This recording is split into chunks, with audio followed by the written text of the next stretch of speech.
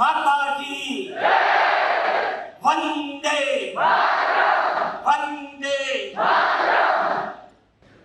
स्वर्ण जयंती समारोह DSS college Bhopal के आज के कार्यक्रम में अपने बीच उपस्थित बरकतुल्लाह विश्वविद्यालय के कुलपति श्री RJ राव जी, आचार्य बिशप डॉक्टर दुर्सईराज जी, DSS के प्राचार्य डॉक्टर जॉन PJ जी, DSS की उप प्राचार्य डॉक्टर सोनिया कुरियन जी, सभा में उपस्थित सभी महानुभाव, अध्यापक गण, भाइयों बहनों, प्यारे बच्चों, मीडिया के मित्रों, DSS कॉलेज के स्थापना के स्वर्ण जयंती समारोह के शुभारंभ कार्यक्रम में शामिल होकर मुझे अत्यंत हर्ष का अनुभव हो रहा है। शुरू में जो बच्चे खड़े रहकर अलग अलग वेशभूषा में खड़े होकर मेरा स्वागत किया, तो बच्चों को भी बहुत बहुत शुभकामना मैं देता हूँ। महाविद्यालय के प्रबंधक, शिक्षक, पालक और विद्यार्थी सभी का अभिनंदन करता हूँ। आप सभी को स्वर्ण जयंती समारोह की बधाई और शुभकामना देता हूँ।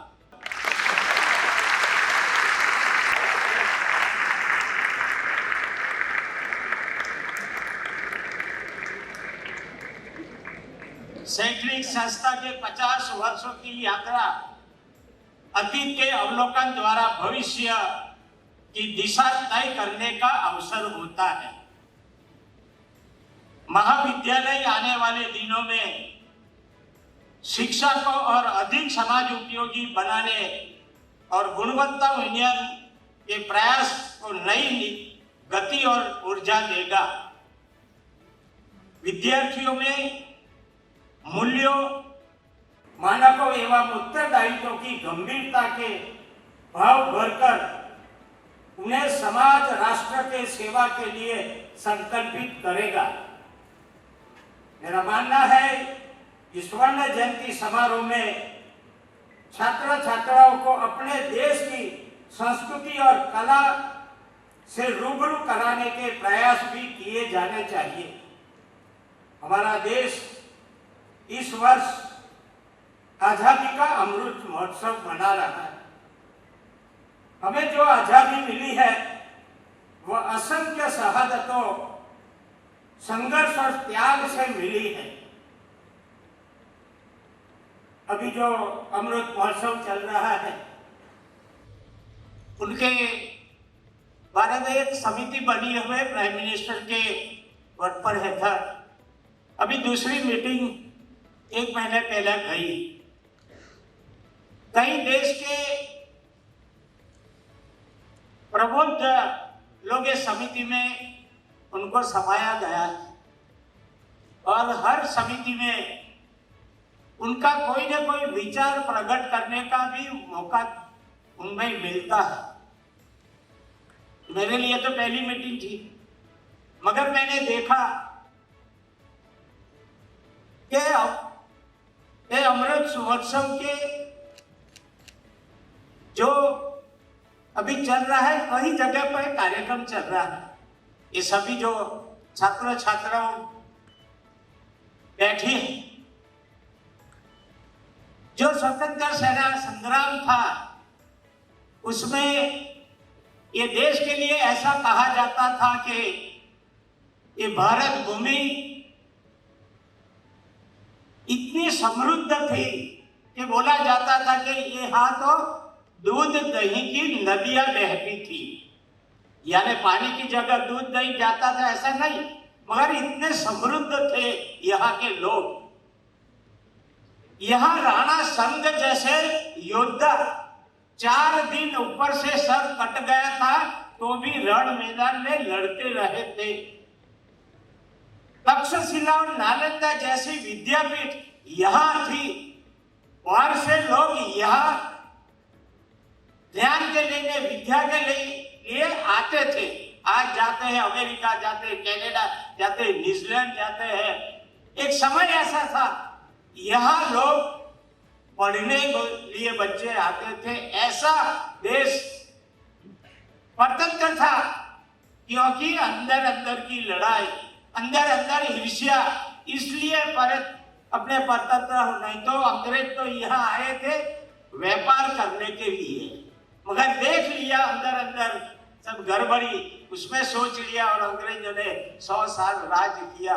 मगर ऐसी भारत भूमि है, ये नए बच्चों को क्या मालूम कि कितने क्रांतिकारी ने अपना बलिदान दिया, अपना परिवार का बलिदान दे दिया और अंग्रेज के सामने लड़कर ये स्वतंत्रता अपने को मिली है, वो आज के बच्चे को भी जानकारी हो। इसलिए ये अमृत महोत्सव में कई बात ऐसी देश की आती है, उसमें अपने बच्चे भी आगे रहकर, ये मातृभूमि हमारी है, हमारा यहाँ लालन पालन हुआ है, यहाँ हमने अच्छी कॉलेज में पढ़ाई किया है, आगे जाकर आप प्लेसमेंट मिलेगा, कहाँ भी जाएंगे आपकी प्रगति होगी, ऐसी मेरी शुभकामना भी है। साथ में जहां भी जाए अपनी मातृभूमि का जो कर्तव्य है वो अच्छी तरह अपने को निभाने की भी बहुत जरूर है। इसलिए मैं एक मुद्दा मेरे मन में आया, इसलिए मैंने आपके सामने बता दिया है।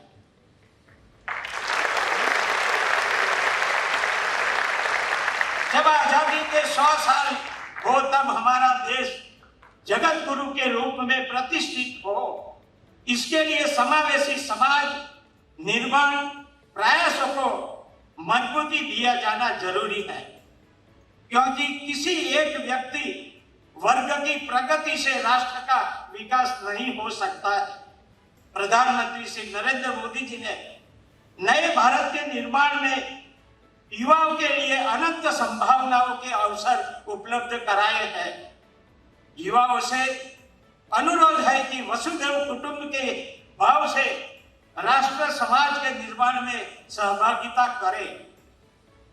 हमारी गौरवशाली संस्कृति से संरक्षण बनकर सर्वजन हिताय सर्वजन सुखाय की भावना के साथ नए समाज का नेतृत्व करें।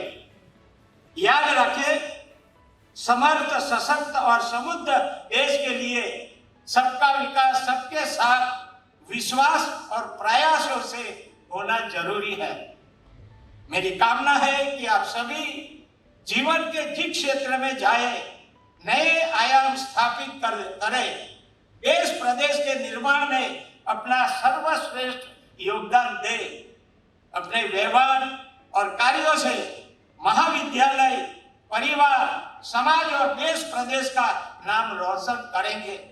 मुझे प्रसन्नता है कि PSS कॉलेज नई शिक्षा नीति को अपनाकर युवाओं को देश और दुनिया की प्रतिस्पर्धा के अनुरूप बनाने का प्रयास कर रहा है।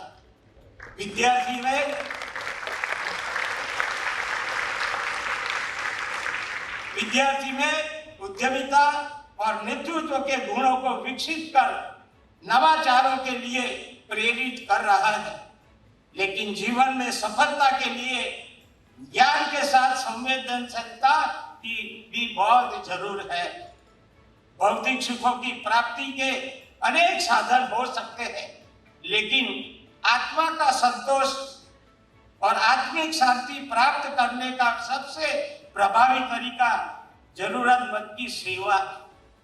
मैं समझता हूं कुदरत ने जो उत्पत्ति किया है, मानव को श्रेष्ठ कहा है।